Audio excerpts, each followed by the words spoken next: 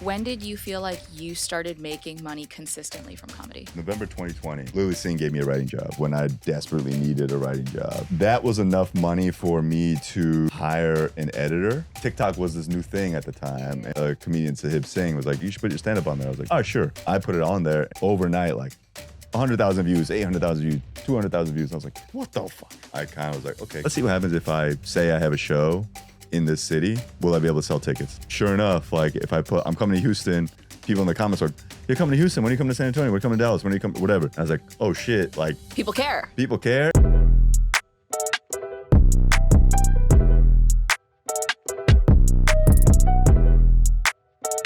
Before we get started, I wanted to ask a small favor of all of my besties. We're planning for the future of Networth and Chill, and we want to hear from you to figure out how we can make our show better.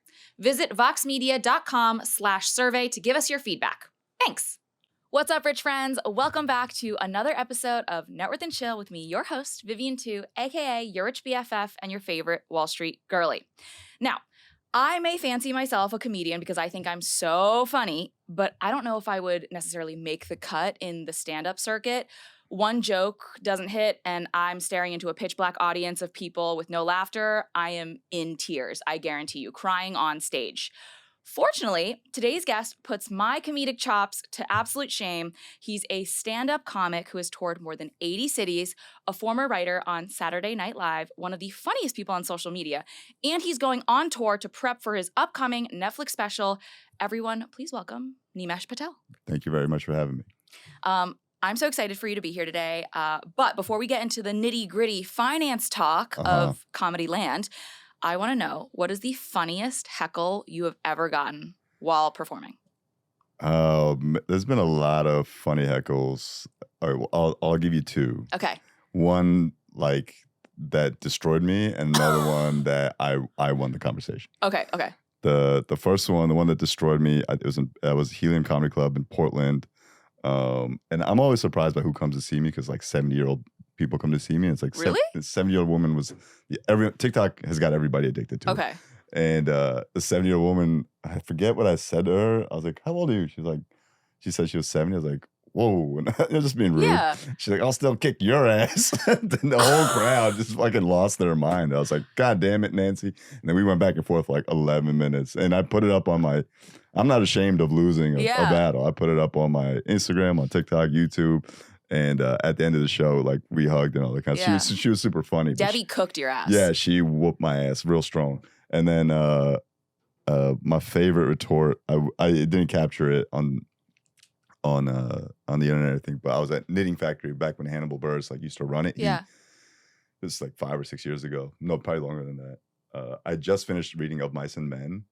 And the whole show, this asshole was like heckling everybody and no one said anything, or they told him to shut up, but no one said anything for real. And I got on stage and I was like, hey man, what's your name? He said Lenny. I was like, have you ever read Of Mice and Men?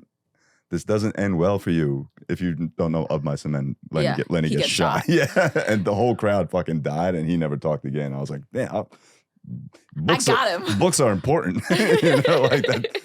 I remember that heckle very vividly because it just tapped myself on the back. Like, good job, man. That feels like the nerdiest possible way to win like a roast battle between your audience. I love that. Yeah, no, it felt pretty good. Like who for whatever reason, like everyone got it. It was in Williamsburg in like peak reading This time. is like dork season. Yeah, it was perfect. I love. It was great. I felt pretty cool. I love that. That's awesome. Speaking of nerdy, dorky things, before you actually got started as a comedian, we got to talk about a little fun fact that you and I share. We are both finance bro sellouts. Yes. And I say that with love, obviously, as someone who literally calls herself a Wall Street girly.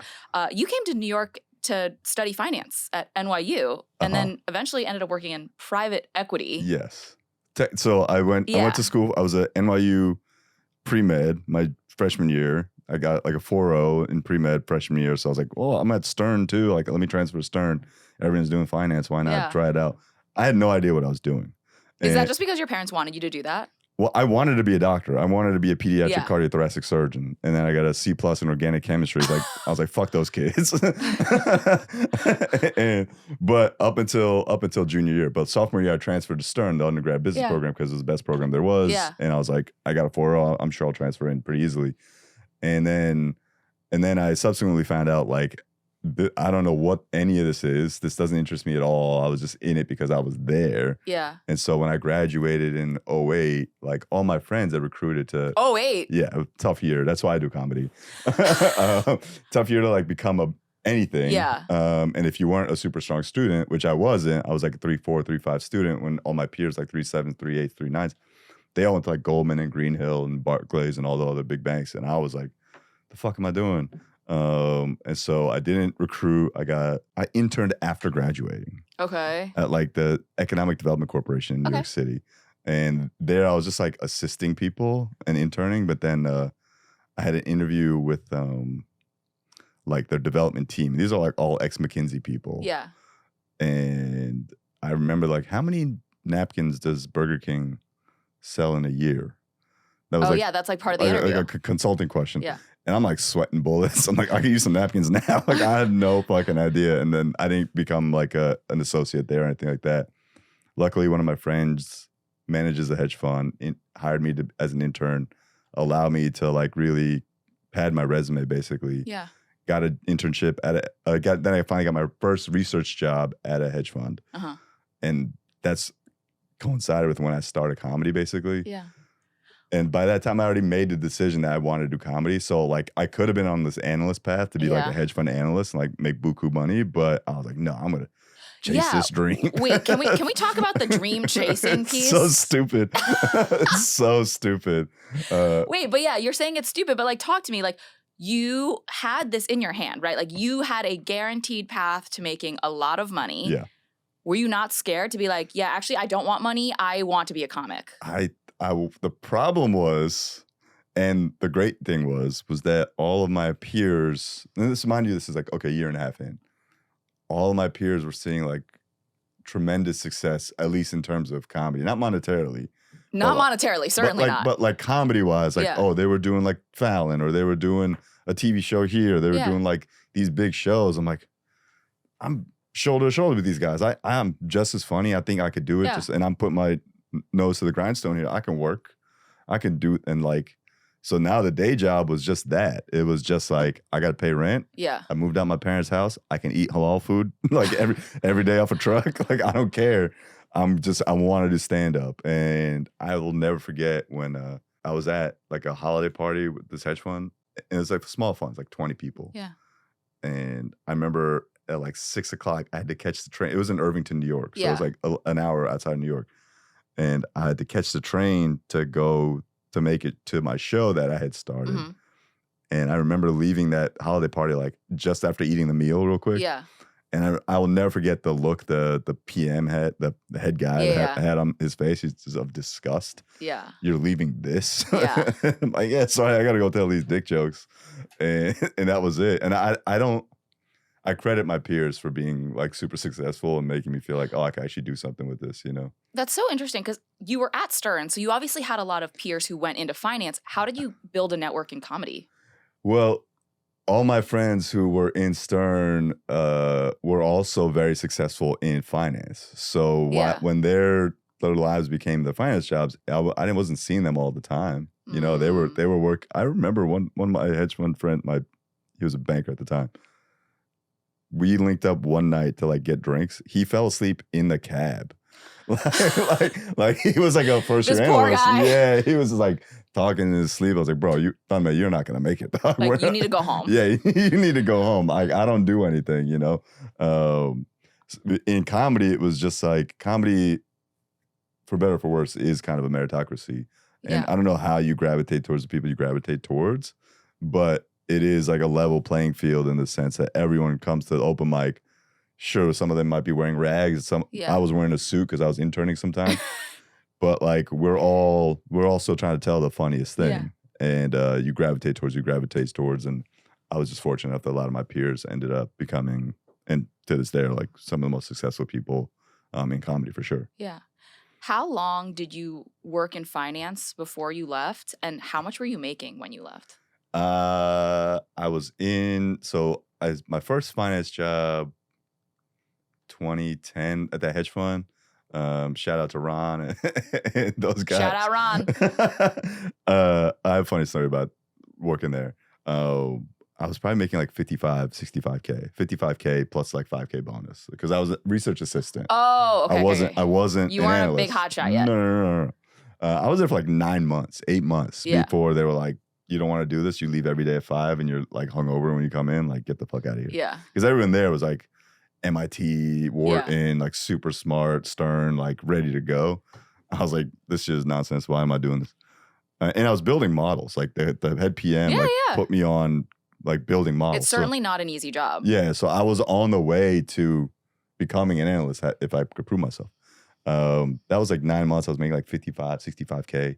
And then the next job I took was at this boutique investment bank where I told them I was doing stand-up. And I was like, why did you tell them that? Because I didn't want what happened at the hedge fund to happen again. Got you. Okay. I told them, look, I'm here for the 9 to 5. I will work my dick off from when I would come in to when I leave. And I'll take some work home with me if like the analysts need it. But otherwise, like, don't bother me. I don't want to be an analyst. I have no desire. I'm 25 at that point, and I'm supporting like 22-year-olds who are just, like fresh out of college, like still doing blow. Like, and I'm like, yeah, give me your receipts. I'll put them on this piece of paper to give it to the accounting office or whatever. And there I was probably making like 65, 70. Okay. Enough again to pay for my apartment. Rent. And give me Chipotle and halal truck food. Like literally, that's all I ate. Yeah. And I didn't care. I was having the time of my life, and enough to like get me drunk and stuff like that. The important stuff. Yeah. And then I got laid off there a year and a half in. The firm took a turn for the worse. It's since rebounded tremendously, but I remember being annoyed because the head guy bought this giant painting that was like $100,000 painting, and he put it up in the office the same year that you were letting me go. I'm like, bro, you should have just not bought the painting. that's my salary. That's more than my salary right there, dude. What are you doing? It all worked out fine because at the 20-year anniversary party, they invited me to perform. No way. Yeah. And I got full circle. I got to do a 15-minute set, just like roasting everybody. And did you charge them for that? Oh yeah, of course. Yeah, great. I got paid a hefty rate plus a little bonus, Nice. just to mirror what's it called? My structure at the when I was there originally.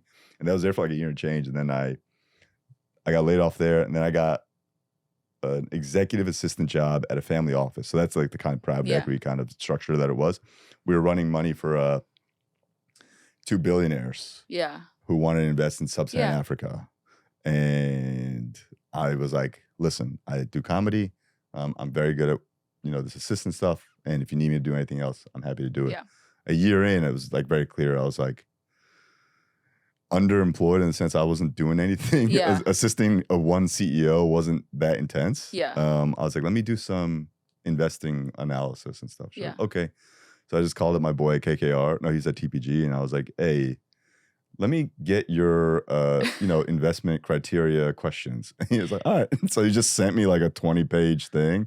And I was Good like, friend. Yeah. And I was like, oh, this is what you guys do? This is how you analyze a company? He was like, yeah. I was like, sick. You're like, how hard could it be? Yeah. And then I presented it to my CEO. I was like, listen, I think this is the framework we should adopt, minus some changes. And Dead. And she's like, oh, this is great. I'm like, yeah, I got it from a friend. He's like, oh, awesome. That's how this business works anyway. And so I was analyzing companies just based on these 20 criteria or whatever it was. Got promoted to associate. I was like flying Africa, kicking tires. So now you're not just the executive assistant. You're actually an investment professional. Yeah, I'm an investment professional. Mind you, I was like faking it till I made it kind of thing. I had no idea what the fuck I was talking about. Like if you asked me to build a DCF, I could back then, but now, oh, fuck. Yeah. But then I was like, I felt so cool. Yeah. Like being in business class, like on KLM to Nairobi, and everyone around me is like 50 years old. Yeah. I'm like in sweats, just like, hey, what's going on? Like, yeah, I'm gonna go look at companies too. And that ended the same January that I got a writing job with Chris Rock. Chris Rock saw me doing stand-up at the same show. 5 years later at the same show that had just started when I was at that hedge fund. Wow. So like in that time from that hedge fund to my family office job, we had built the show to be a show big enough where people like Chris Rock would come to see talent. And he was there to watch someone else. I went up. It was my show. I knocked it out of the park, obviously. Just given the result that he hired me to write for the Oscars. Yeah. So yeah, I would say finance for like 6, 7 years, 1 foot in, 1 foot out. Yeah. And then that was it. And that last job, I was probably, I think I cleared that was my first 6-figure job. I think I made like $100,000 before when I left. And you come from an Indian American family. I do. Like you've mentioned that growing up, your parents really wanted education, stability. That doesn't quite jive with being a comic. No. Like when you decided to ultimately leave and pursue comedy, like what was the calculus there? Well, I didn't have a job. So they're like, what are you doing? And I was at home for like a year and change after graduating. And I was depressed. I was listless. I was like, you grow up told you're smart, you're successful, you're going to be successful. You do well in the SATs, you go to a good school, like all your peers are doing great. You're like, I ain't shit. What the fuck is going on with me? And so I needed some kind of creative outlet. I just felt like I needed it. I didn't think I'm going to do stand-up comedy. It was just like, it's just something that called me. And then once I caught the bug, there was no stopping it. Yeah, it was just like, I'm doing this. What was your first paycheck from comedy? What did that look $20. Like? $20? I still have that $20. For what? It was doing a show, just like a spot at what's it called? How long was the Word Bookstore? 15 minutes. Oh, that's not horrible. $20 for 15 minutes is $80 an hour if you do that. But you weren't making $80 an hour. You were doing $20 spots. But I still have that $20. Did you like tape it to your wall? It's folded underneath a Ganesha in my childhood bedroom. Oh, nice. Yeah, I still have that $20. Lucky 20. Yeah. It was, I'd never forget it. It was at Bobby Tisdale's show at the Word Bookstore in Greenpoint. And my friend Shanali helped me get that spot. And that was like, ooh, $20. But like, because up until that point, you're paying to do open mics. Yeah. You're paying $5, $10 to just get on stage and maybe buy a drink at some of these places that like kind of rob you. But they have to run a business. You're like, all right, I'll just put on this Amex that my parents pay. And they're like, you are running up $300-$400 a month just on open mics and bus tickets. I'm like, yeah, I'm sorry. They're like, we don't have this kind of money. What are you doing? I'm like, what was that conversation with them like? They were just like very like, what is this? Because comedy, even now, is a new thing, especially to Indian parents. And even to any parent, like the process of it is a new thing. Like they don't understand what it means. Like to be a doctor or engineer or finance guy, like it's a very clear path. Yeah. And that's like kind of the 3 paths you're allowed to be. Yeah. For comedy, like even I don't know the path. I still don't know the path. Yeah. Like it's a very randomized route to get to where you're at. And so for me, all I saw was I got to do open mics, hopefully get discovered on stage, do bigger shows. Bigger shows lead to something else. I didn't know what I was doing. I was just flying blind here. I just had some kind of calling, I guess. Yeah. And I was like, I'm going to do this. And my parents, like, once I got a job and they weren't paying for me to like live in their house, there wasn't shit they could say. I was like, I'm just going to do this. And then every phone call was like, so when are you going to get your MBA? I'm like, I'm not going to get my MBA. It's never going to happen. But I would think my parents, I remember very clearly that my mom especially, my dad is an entrepreneur, right? And not a huge one or anything like that. By no means a resounding success monetarily, but like he's made his own way. So like my dad kind of got it right away. It's like, this like it's an entrepreneurial endeavor. You just got to work at it and just keep working hard, and hopefully something will happen. My mom was always like, what is happening? What are you doing? Get your degree.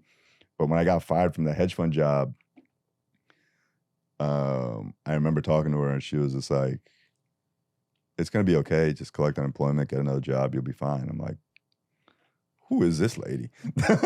Who abducted my mom? Yeah, what the fuck is this? Why are you talking to me like this? Aren't you supposed to be yelling at me and telling me this whole dream is stupid? Like, no, she was just like, no, just like get another job. It's going to be fine. Yeah. You'll land on your feet kind of thing. I was like, okay, cool. That's nice. Yeah, it was very comforting. Did you grow up with a lot of money or like no? I grew up thinking I was rich. Where did you grow up? Parsippany, New Jersey. Okay. I grew up thinking I was rich and acting like I was rich, but we were not rich in hindsight. Like, so until I was 8, we lived in 1 bedroom. Then we rented like a 2 or 3 bedroom, and then my parents bought a house that was like for New Jersey, a McMansion, but not some Real Housewives shit. Just like cul-de-sac kind of like development, but building other people out of the same house. But for us, it felt like, oh shit, we made it. And then my parents, they bought like a mid-tier Lexus, like a GS 300. So I'm like, that is an Asian parents, like East Asian, South Asian. That Lexus SUV is like the family has made it. Yeah. We've made it. Yeah. We had that. We had the sedan. It was basically an Avalon, but it was this a Lexus. A Lexus. So we're like, oh yeah, I'm fucking rich. But then I went to Columbia University summer camp, and that's when I met actual rich people. My suite mates were the son of like a dry cleaning business. The son of a founding partner of an international office of McKinsey, and then the grandson of the president of Nicaragua. And I remember like, y'all want some of this Johnny Walker I stole from my dad's liquor store? Like, I was like, I remember calling my dad like, bro, we're poor, work harder. And he's like, I'm getting robbed. I gotta go. Like it was like that. It was such a shock for me. Yeah. I guess you could say we grew up like middle class, like in hindsight, but I felt rich. But I love that though. It was all an illusion, you know. Like I was like, I'm going to the mall every week. I'm getting Lacoste polos. Like my mom's like, what is this? Yeah. Stop running up our tab. Yeah. But until it all came crashing down, like when my dad made some bad business moves and like lost the store, basically, we felt like top of the world, you know, everything's great. But in hindsight, we were not. Like my dad should have been like super prudent, investing constantly. That was never a conversation with us. Yeah. Talk to me about that. I think it was because my dad, like, he started working in a liquor store since he was 17. Yeah. He came straight from India, no college education. So that was never in his head. Yeah. And he's also the youngest of 6 in a very, I was not poor, but not like, I would say poor by American standards family. Yeah. If you're talking about India, I'm not sure what they were like in India, but he was a run to the litter when he was in India. He couldn't go to college because they used the money to pay for his older brother's wedding. Gotcha. It was that kind of family. Yeah. And so when he came here, he had this mentality of like, and I remember this very clearly, like you never know what tomorrow is going to bring. Like you don't know. So just enjoy your life today. Whoa. And it was just like, I'm kind of surprised by that because if his college education money went to his older brother's wedding, I would assume that would make him like very frugal, but it's actually the opposite. No, I'm sure like being shot at had some kind of like trauma in his brain. And I don't know what his, like those early years were like for him, like not owning the business, but just working at a business. Because he would always save so they could buy a business. But like once he had kids and he was like, my kids are not going to ever want for anything. Like everyone's getting... My favorite memory is when we were younger, I had mad cousins. They all came to my place when we were like 10 years old. And we all went to Old Navy. Yeah. And we just balled out. Everyone got Old Navy. We felt like we were kings, you know? Yeah. We were walking out with every denim pant, all the cargos. We were fly as fuck until it was Old Navy. But I remember, and my mom paid for all of it. I was like, oh, yeah, that's right. We got all this shit. Yeah. But in hindsight, it was just my dad's kind of like the opposite immigrant mentality. Like every immigrant's like, we got to save. My dad was like, we might die. Yeah. So just enjoy your life. It's like a defense mechanism. Yeah, you just enjoy your life right now. And I think that had a lot to do with how we grew up. Like of course, if the kids want the red Converses to match his red polo, he's going to get red Converses to match his red. It was like that kind of thing. Yeah. In hindsight, I wish I learned more about investing and putting money away and all that kind of stuff, because all my friends, all my cousins whose parents taught them that are like I've been doing that at a very early age, whereas I have not been. So talk to me about that. You said you wish you had kind of been making smarter money moves. So you go work for Chris Rock. Yeah. And you start making some real money. Well, no, I mean, no, not at all. Like, oh, okay. Well, I mean, and Chris is a very generous guy, but it wasn't Chris who was paying us. Got you. It was the Oscars that was paying us. And that was my first writing job. And an Oscars writing a variety guild, that's classified as a variety guild writing job. It's a variety show. Oscars are technically a variety show. That check is like a one-time check. Got I think it was like $10,000, $12,000 or something. Okay. Which for a month is a great amount of money, but it's only the month. And then you got to find something else. And then you got to do something else. You're effectively a freelance employee. And after that job ended, I was like, all right, I got a little bit of savings, but it's not going to last that long. I can collect unemployment, but that's only like $1,500 to $2,000 a month or something like that. Yeah, it's a couple $100 a week. Yeah, which is okay. But after you eat, it's like nothing. Yeah. What am I gonna do? And I was like, I was considering joining the finance world again, but there was no way I could go back to being an investment professional and still doing stand-up. Yeah. Because at that level, you either become an EA again, which I interviewed for, but just didn't land anything, or you become an investment professional, or like a junior level associate or something. Yeah. But then you can't do stand-up. Right. And there's no way I was gonna tell people to do that. So what'd you do? I looked for copywriting jobs.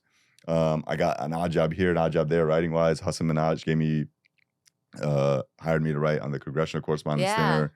That was his like pre-White House Correspondence Dinner writing showcase. That was like, I think like $2,000. And at that point, like I'm living like my dad. I'm just like,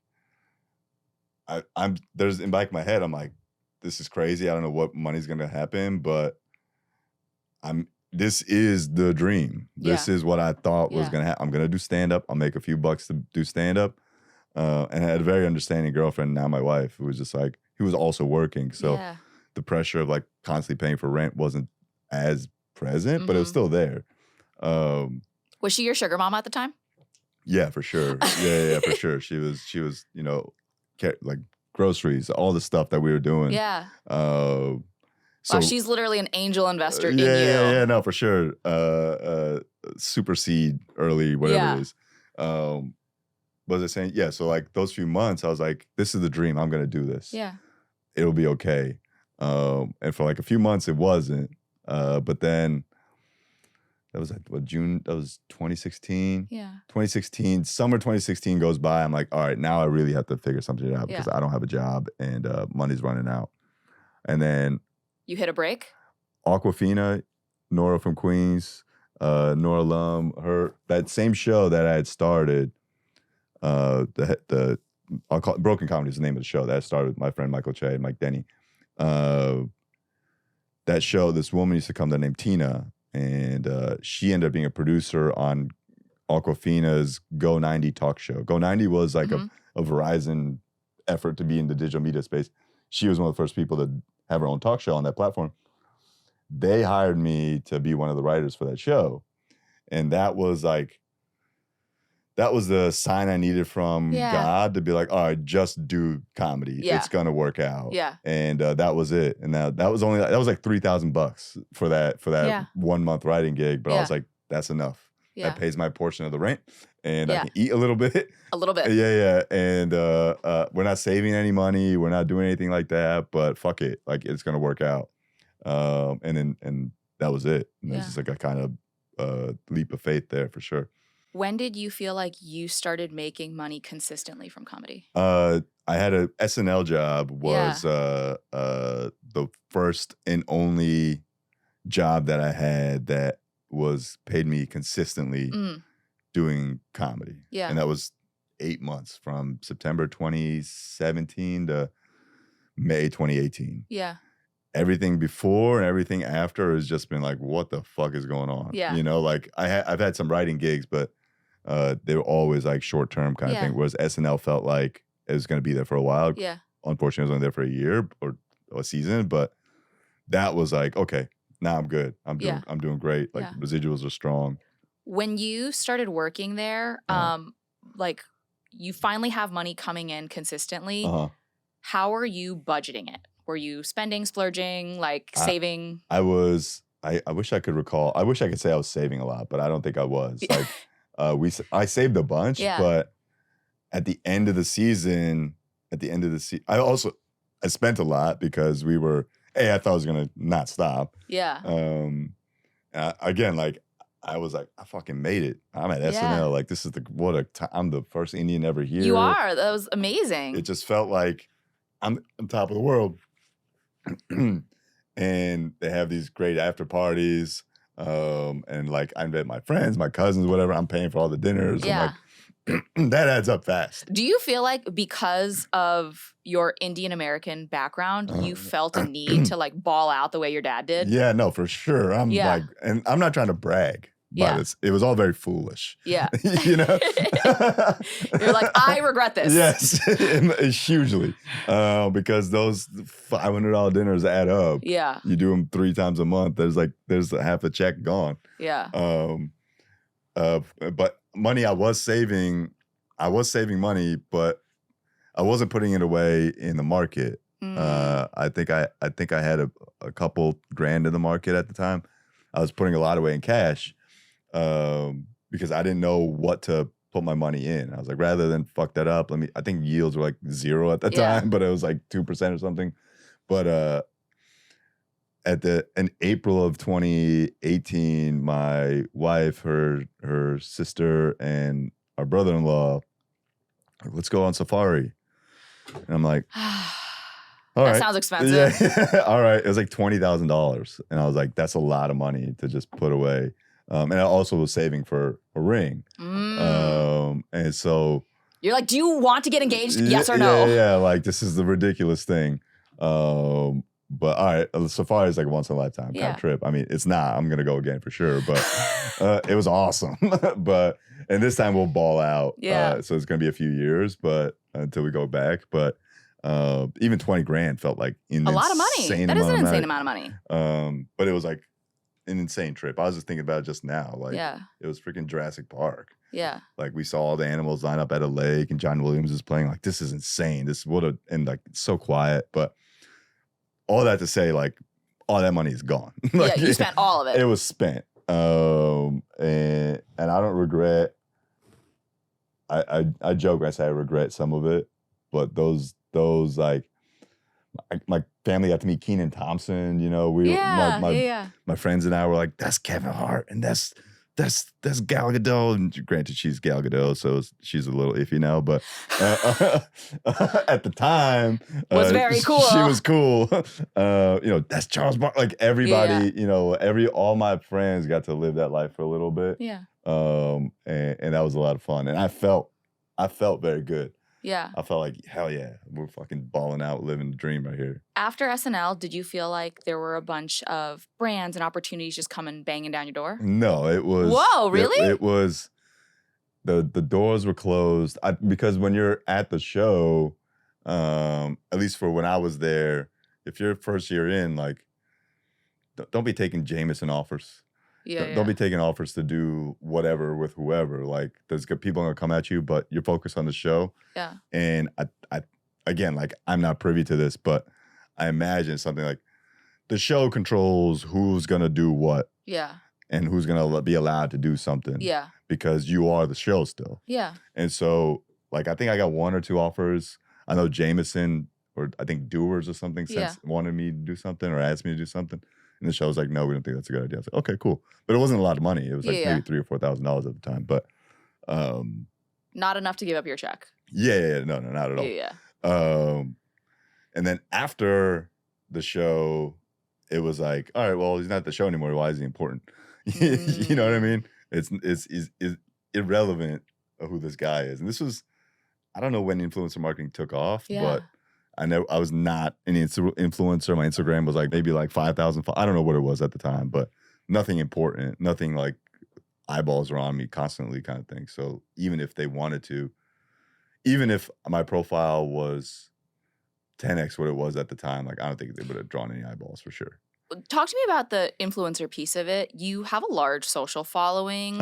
You post a ton of your clips. I watch them on repeat, or like just I loop them and I go through them all. Like, they're so funny, but why did you start putting stuff on social media? Was it a ploy to like build up an influencer profile, or like you just wanted to get your name out there? It was the latter for sure. Like I don't like the whole. I would love to participate in influencer marketing, Yeah. but I don't. I'm very selective with. I would never do something that I didn't use. Yeah. You know what I mean? I Yeah. think some people just shill for anything, Yeah, but yeah. like if I don't trust the product, I don't use the product. I don't feel comfortable Yeah. selling it, and I don't use a lot of stuff that is small enough to have me. They want Yeah, like yeah. big names. You know what I mean? Like they're not gonna have me do Porsche. Yeah. Like that's my favorite brand. Like I love the car company. Yeah. I don't have a Porsche or anything like that, but they're gonna have. I think Dua Lipa's doing a Porsche. Right. Yeah, it's not Nimesh Patel, but to answer your question, November 2020, I got Lily Singh gave me a writing job, and shout out to Lily Singh, who really helped me out. I love that the Desi community is taking care of you. Yeah, no, it was very helpful. She gave me a writing job when I desperately needed a writing job. And she doesn't know this. She didn't know this, that at the time she was like saving me from a lot of shit. But she gave me a writing job, and guild writing jobs, entry level, they probably pay like what investment banking analysts make. Okay. At the starting level. Yeah. But it's not constant, you know, it's like 3-month, 4-month increments. So prorated, it's what they make, but on a weekly basis, it's what they make. But yearly, like obviously bankers make a lot more. But that was enough money for me to hire an editor who could put, and TikTok was this new thing at the time. Yeah. And my wife had told me to get on TikTok back in like June of 2020. And I was like, okay. And I never really did it. I put like 1 or 2 clips up. Then my friend of mine, this comedian Sahib Singh, was like, you should get on TikTok. He was like blowing up because he was doing like sketches on there. Yeah. He was like, you should put your stand-up on there. I was like, oh, sure. And I did. And I hired an editor to like cut up all this material that I had, and I put it on there, and it was like overnight, like 100,000 views, 800,000 views, 200,000 views. And I was like, what the fuck? And then that was for like 3 months until like I had a show lined up where I kind of was like, okay, let's see what happens if I say I have a show in this city. Will I be able to sell tickets? Sure enough, like if I'm coming to Houston, people in the comments are, you're coming to Houston, when are you coming to San Antonio? When are you coming to Dallas? When are you coming, whatever. And I was like, oh shit, like people care. And on top of that, the most important insight was if I write the city in the text on the video, then it probably reads that the algorithm shows it to people in that area. Like there's like some geolocation thing going on. It's like, fuck, I got to line up shows in all these different cities. And luckily that thesis proved out where it was like, if I put Dallas, I'm going to sell Dallas tickets. If I put New York, I'm going to sell New York tickets. And that was really it.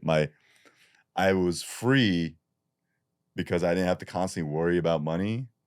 Because you were making touring money. Because I was making the writing money. Oh. That I could take a shot at clipping stuff out on this platform that was relatively new and invest in myself, so to speak. Yeah. Like the editor costs money, right? Yeah, a good editor costs a lot of money. The editor, I think, cost me to clip all this stuff out like $3,000 at the time, which huge ROI, obviously. Yeah. But that helped me start touring, and I was like, this is insane. Mm-hmm. And then I was making, $3-4 grand a show kind of thing. Yeah. The minimums that a lot of these venues require or that will give to a new comic. Yeah. They'll give you a guarantee as opposed to a door deal because they're like, we don't know you. We don't know if you're going to be able to sell. Like, this is our break even. Here's $2,000. Here's $3,000. And you'll net like $500 because you got to pay for your own flight and hotel and all that kind of shit, food and all that. But that was the beginning of what felt like, oh shit, like I'm the big break. I'm gonna be a stand-up comedian touring. Like I'm gonna be a touring stand-up comedian who makes money touring. And that was it. That was really like it's just been multiples of that, but that was what started it. Wow. Shout out Lily Singh. Thank you very much. And Sahib and my wife for all that. So my editor. Let's talk a little bit about like your income sources. Sure. You were making money from writing. Yeah. You were making money, a small amount, I assume, just from the platforms probably paying you for making content. You were making money when you were actually going on tour and like doing comedy at a club. Were you making money any other ways? No, I think you got it. I think that's all of them. Stand up, outside of New York and in New York. I mean, in New York is one source. YouTube was a big source of my passive income. Yeah. Well, relatively passive. I still have to put stuff up and edit and all that kind of stuff. And then writing fell by the wayside. Are you still writing now? No. Okay. I want to be. So if you're hiring, call him. Yeah. But yeah, that was it. I think those are three sources. Yeah. And then OnlyFans, but of course. Show me your feet. Yeah. Show me your feet for the thumbnail so we can make this go viral. Couple questions for you. Like, what do you feel like throughout your entire comedy journey? Because now you're in a position that is very enviable. Like you have been on an 80-city tour. You're going on tour again. You have this social following. You're preparing for this Netflix comedy stand-up special. Like, what was the biggest mistake financially you think you made through in comedy? In comedy. Well, I think overall biggest financial mistake was probably just like not investing early and often. You regret that. Yeah, no, for sure. And like not even thinking about it. Like it didn't even cross my brain. Like all my friends. Which is crazy because you worked in investing. That's what I'm saying. But I think it was because it was just like I was on such hair thin margins at the time. Rent and food and drinking consumed all of my money. Alcohol. The drinking was a big part. Alcohol was a big part. But within comedy, the most expensive financial mistake I made was, and I don't have a ROI calculation on this. I spent the first special I made myself, Thank You China, that I put up on YouTube, and I called it Thank You China because TikTok changed my life, and it was like a nod to them, like, hey, thank you guys for creating this addiction. I spent like $200,000 of my own money. Woo! Yeah. So there's a huge range of stand-up specials, right? Like you can make one for like $5,000. You can make the jokes for quarantine, which is what I put up on YouTube when quarantine we were in quarantine, cost me maybe $500, $600. One camera. Shout out to Iffy. One camera, good audio. That was it. But that was $600, and it looks like a $600 special. Yeah. You can now, technology has advanced so much, even a few years, you could probably shoot a very good special that looks great, sounds fantastic for YouTube for like a couple grand. Yeah. Which the ROI is, hopefully you'll be able to sell tickets on that. And if you get like 2 or 3 minimums, you've made your money back. Yep. But to be on Netflix, to meet their quality standards, to shoot something that meets their quality standards just costs money just based on the cameras that you need and the sound that you need and the lighting and all that. Bare minimum is like $50,000, you know? And I was like, fuck, I'm going for the moonshot. I'm like, I made all this money this year. I've saved all this money this year. I think like this comedy that I'm doing right now is really strong. And I think if we shoot it and make it look amazing, Netflix will buy it. And they did not. And I could have done the whole thing for like $5,000, you know what I mean? Yeah, I could have done and you spent 200. I spent 200 something, more than that probably. Oof. And I say that's my biggest mistake because the cost that it could have been, the return probably would have been the same, because what I end up just doing is like clipping that out and putting up on Instagram and socials and stuff. And I'm sure that drove a lot of tickets. And drove a lot of new fans. But it's very, like, it could be done, but very, very tedious to figure out, like, how many views translated, how many tickets going forward. So I'm hoping that the ROI was there on the $200,000 just from shows and stuff. But man, that hurt a lot. Yeah. Because I also had a friend give me money, like loan me money to make the special. Happen. Yeah. And he was like, "You sure?" I'm like, "Yeah, let's like whatever. I'll pay you interest. I don't care." Like, and very generous guy, obviously. Relieved part of the loan because once he got like paid back in full, I was like, thank you very much. But that was man, I think about that all the time. Like, if I only didn't spend $200,000 on this thing that, like, it's still very flawed thing. I look at it, I'm like, that cost $200,000. What the fuck was I doing? Because the next one I made was like 80. And it was better. And it was better, looked better. Like I felt better about it. And it was just, and because it wasn't so expensive. Yeah. I was like, okay, this is good. A high quality piece of work for not as much as the previous one that I don't even like as much. Yeah. Was, you know. Yeah. Okay. So man, 200. I think about that. That would have been so you're much like mad now. I am because the opportunity cost is like I could put that in Spy or Nvidia, like whatever. I could have invested it. Yeah, but instead I invested in myself. Right. And I hope that it paid invested off. it in alcohol. No, there was a lot of drinking that night too after the show. But yeah.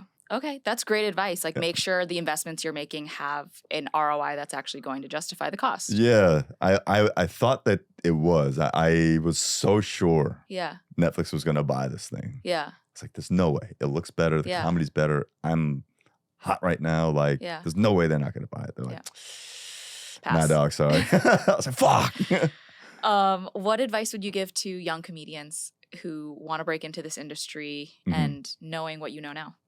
Don't quit your day job. Really? Because you quit your day job. I didn't quit my day job. I was laid off. Okay, yeah. Oh, okay. I was laid off. I was laid off from my day job, and and it was also, I was given another job by the GOAT. You know, Chris Rock gave me a job. So that's a little different. But anybody who asked me, I think I just had this conversation a few days ago. There's no freedom like financial freedom to pursue something that you don't know is going to have a return financially. Yeah.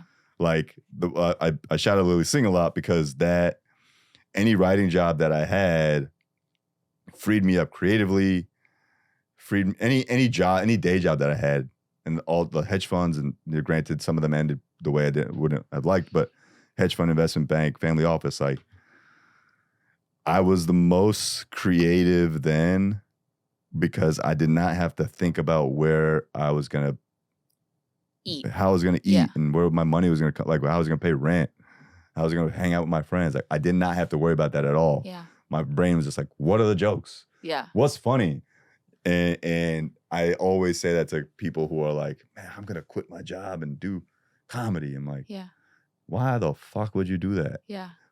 Make it work that you can do comedy and also have a job. Yeah. Like, I love that advice. I sound like my mom. No, but that's smart. Like, you are able to be the best version of yourself when your basic needs are met. Yes. And that's simple. That's really, thank you for articulating it that way. No, I love that. Don't be an idiot. Yeah. No, I think that's really great advice. Yeah.